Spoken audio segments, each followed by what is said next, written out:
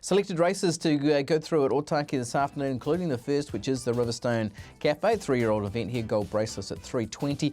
Attack was terrific on debut at this track as well, and Kickstart at 4:40. The market moves in the first, Stephen Hunt.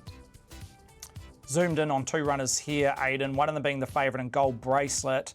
3.20, touched $3.40, but well back commodity this morning around the local Gold Bracelet, and Lisa Allpress, one of many good rides today, now trading at 3.20. He hasn't raced for 79 days, maybe 1,200 to touch short, but this horse was well specced in an Oaks market before it had a slight setback, was Gold Bracelet. And Attack, who matches dollar for dollar with the favourite, 3.90 to 3.80, was a well-back commodity on debut and did the job for the Sharrock team. So they're the two that stand out in the first.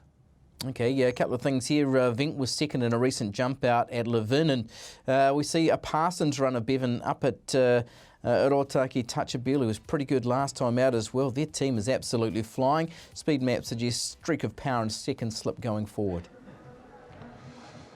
Yeah, I really think this race is based on streak of power. If streak of power does push forward, as that graphic indicates, then I think the speed will be on, because I think second slip will push, and I also think Gold Bracelet does have enough speed to go up and sit outside second slip. Therefore, if streak of power keeps on pushing forward, they will go very, very strongly. So you've got to make up your mind which way that will play.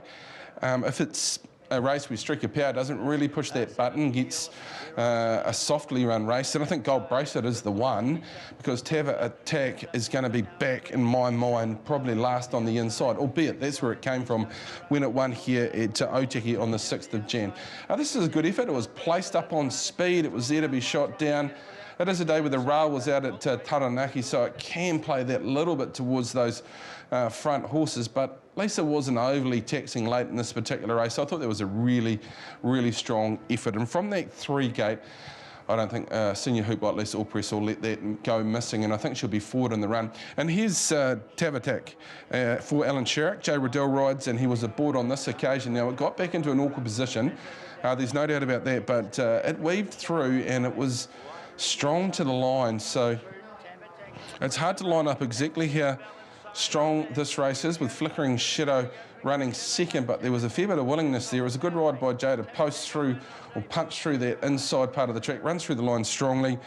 Look, it'll need the speed on in a race like this to be able to do that again, but you can just see through its air motion that it had a fair bit to offer again if it was challenged late in that race. I'm going to say that this isn't going to be run overly strongly, so therefore I'm going to go with Gold Bracelet over Attack. That'll change after about 100 metres if Streak of Power is powering across to a leading position. So 5 to beat the 2. Look, I'm going to keep Vent safe, Aidan. This horse was produced on debut at Waverley, albeit on a heavy 10, and was very strong to the line. You've mentioned the jump out form. Look, it might just have a bit more ability than we really know about the filly by Harada-san. So keep it safe with only 52.5 kilos on its back. And then Kickstart's a better horse than the form actually reads. It was a good one 3 starts ago. No luck 2 starts ago at Awapuni. I thought that run at Trentham had a fair bit of merit. So again, it's a horse, if the speed's on, it will hit the line strongly under Danielle Johnson. I was 5, 2, 6 and 1 in the first on the day. Okay, second is the rating 82, the Cavallo Farm and Chris Strutton Bloodstock Handicap. Heart of Stone at 320 and 132 has been very good in the last couple. Fibonacci's been able to lead them throughout in the last couple as well. 370, 440. Tavies Court, who was good last prep, and Stumpy at 440. What's the market lead in this one, Stephen? Pretty keen on the daughter of Swiss Ace, number 6, Heart of Stone. Looking for 3 on the bounce, Aidan. Sticky gate from barrier 7, but gee, there's plenty of speed underneath her, the likes of Fibonacci and also Magico, who's drawn barrier 3, and notably Magico well spec, $13 to $10. Fibonacci very solid on the back of a trial win at 3.7. Tavies Court, interesting runner, probably brings the best figures in this particular race, particularly over Hawke's Bay. It produced some nice little ratings around Tavies Court. Would have wanted to see a little bit more money resuming here. Maybe second up could be the key. $4 out to 440. Magico I've already touched on, the middle market. And Darshan Shan, 81 to 51 for a total blowout, resumes here. On reflection, maybe wanted that slow track conditions, but I should mention it to punters in our trade and our risk manager, a notable losing result around Darshan Shan. Okay, interesting. Let's have a look at the speed map for this one for you as well. A lot of speed in this too, with Magico, Tavies Court and Stumpy, but I'd be expecting Fibonacci to try for another all-the-way win here, Bevan. Yes, Yeah, absolutely. I think it'll lead. That's its best pattern of racing, as we've seen across the last couple of starts. And with Magico drawn just to its outside, that should ensure there's very good speed. Here, Stumpy likes to roll forward, as does Tavi Court. So they should really run along in this particular race. Fibonacci, let's take you back to Trentham last start. This was in an 82. So it was a nice victory this day. It had won nicely at Trentham in a good, strong 65 prior to this. And when he gets it right, he does have a lot of ability, this particular horse. He can really be a nice, free-going, bowling type of horse. And this is a really nice performance under Trudy. She keeps the saddle here this afternoon for Stephen Mercer. And there's a bit of a daisy clipper, so it'll be interesting whether these track conditions will suit right down to the ground if there is that little bit of cut out of it, but I think they'll be okay for sure. Mulini's second in that race, who does have a fair bit of ability. So the form's really good around a horse who's now won 6 of 26. He's either really hot, this horse, or he blots the copybook. So you get him on the right day, he does that sort of thing. And he's hard as stone last time. Now, this was a super effort at Rotorua. It was caught 3 wide, it was tightened up, and then it just got a split, and it showed a sparkling tuna foot.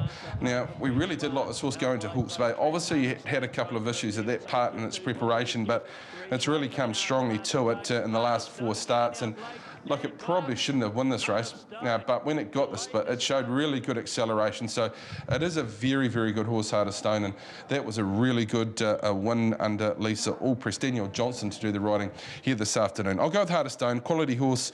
Look, my speed map special with Sweepstake. I think that she may get a perfect sit just in behind the speed. She's coming out of Wait for Age Company at Wairarapa after working really hard early. I thought she really went okay.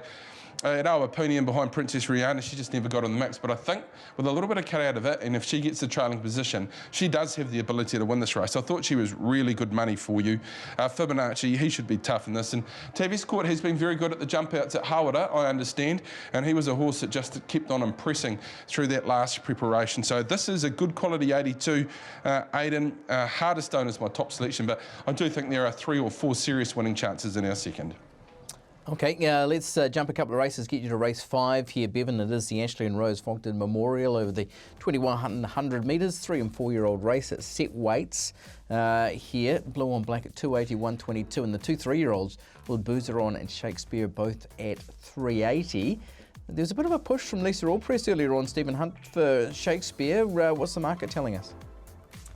Customers very keen on the 2 3-year-olds. Gee, they look well placed for this time of the year, for the weight relief they're getting on the opposition, Lord Boozeron and Shakespeare, and notably still in commission for the Derby in 7 days' time in our all-in markets, Lord Boozeron and also Shakespeare. They match dollar for dollar, and they are the clear lead in race 5 at Otaki today. Blue on Black, not friendless, but just gone out of turn, 270 out to 280 on the back of the support from the 2 3-year-olds. And rest, there's not too much to speak of, notably Heirloom 550 out to 6, Caribbean Rose 650 out to 7, and Aratoka 15 out to 18. So they're very, very keen on Lord Boozeron and Shakespeare. Okay, let's have a look at the speed map for this one, Stephen, and get Bevan's thoughts. Lord Boozeron presses forward, so does Blue on Black. It's an interesting clash between those 2 3-year-olds and Blue on Black, who's got some age, but is obviously having to give a little bit of weight, 5.5 kilograms, to those 2 younger ones. Yeah, he's a good horse though, Blue and Black. I don't think there's any doubt about that from what we've seen this preparation. He was really good, fresh up over the 1400 metres, and is a talented star in the making for sure. Look, I am very keen on one on this, and it's against the 3-year-olds. I went to Awapuni last start to have a good look at Heirloom. Wasn't really wrapped with the way it paraded, but it ran up to what I believe of the source. I think it's a really nice staying horse. A mare by Z out of Verna, who was a really good mare herself by Al Akbar. Ryan Bishop rides today, takes over from Lisa Allpress. She'll be sticking with Shakespeare through the Benner and Wynyard Association and where the 3-year-old may just go. But I've got a bit of time for Heirloom, so I'm going to put it on top. A little bit of a risk against the younger horses with the weight relief. Got a lot of time for Blue on Black, so I just think the senior horses may have a little bit of a margin here. Shakespeare is a quality horse, as we saw it last time, went in behind Reggie Wood, who is a quality horse. And of the 2 3-year-olds, I'm certainly with Shakespeare. And then Caribbean Rose to the Baker and Forsman team. I thought he had no luck last time, and She's a good mare who just needs a little bit of luck. In the small field, she should be able to get it. So I've left Lord Bougeron out, but I went with the 5. A horse I've got a lot of time for to beat the 1, 9 and 6. Lord Bougeron, clearly a throw into the first 4. Jeez, Lord Bougeron meets Heirloom 5.5 kilograms better on a neck margin or a head margin last time out. Bevan, I'd be quite happy to go against you head-to-head there for sure. On to the 6th Rokawa Cup. This one, the El Cheapo Cars Rokawa Cup, 2,200 metres. Awesome Al at 2.30 and 1.18 comes up favourites. Skyfighter 4.80 and Valmur at $5. Stephen, a couple of older horses up there with big weights. Are they attracting anything? Little money around Samson and Gorbachev. Their time might come next start as they progress towards the autumn, but they're very keen on Awesome Al, who is very good on the eye, stepping up to a staying trip, the daughter by Alamosa. $260 on offer during the week, now trading at $230. That includes a $3,500 bet at $230, which we accepted around about 30 minutes ago, and your saver might be on number 5, Skyfighter, stepping back over a staying trip, a progressive type in the CD, 6 into 4.8. Outside that, little money, as I mentioned, at the top of the book, Valmur, 4.80 out to $5. So they're pretty keen on Awesome Al, which Lisa Allpress mentioned as her best bet of the day, and Skyfighter the saver. Okay, interesting there as well. Let's have a look at the speed map for you. Skyfighter likely to get back, also gets back too, does Awesome Al. So where does the pace come from here? Maybe Samson. It's a messy type of speed map, this one, Bevan. Yeah, it's a mess, and I thought that Samson and maybe Gorbachev might just be the leaders by default now. Samson's got 61.5, Gorbachev's got 64, so today's not the day for either of those two, although they are good senior horses. I agree with Lisa. Awesome Al's my best bet on the program. The way it won last time, if it runs up to that, it'll win. Just has to push on with it. It's at home where it's got a good record. This is Awesome Al at Tauhara Nikau, and will let you take in the coverage. She was dominant late in the race. Still Awesome Al for the Punters Club. They got 5K on it and starting to put it now. Here's another pickup, and Awesome Al's racing away on the outside swing note and on the inside of it, Bronze Steel, but Hiranigau starting to go off. Good on your Tubbs, and Awesome Al wins from swing note and Bronze Steel.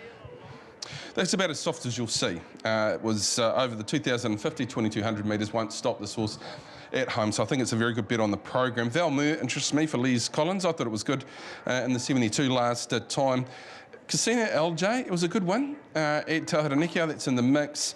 Gorbachev might run a race. Look, Skyfighter's an interesting horse. He's just a horse I can't catch, so I'll leave that to Jason. He tipped it out as his best on the program on the first call, and he's pretty astute. So the money is coming, I think, through that sort of line of thinking, 6 into 4.8. Nice horse, made some ground behind Lady Rudolph, who's a sharp horse as well. I'm just going to risk it today, and I'll go against Jason. I went 3, 8, 6 and 2 in race number 6. Okay, really looking forward to your thoughts on the Group 1 here, Bevan, as well. The Honoi Farm Wait for Age Group 1 Classic, where Prise de Fer comes up a 3.30, 132 favourite, Avantage at 3.60, 135, 4.80 Rondinella, 7.50 the Mitigator, and $9 for Shadows Cast. The push was for Prise de Fer earlier on, Stephen. Does that continue? Absolutely, Aidan. Prise de Fer.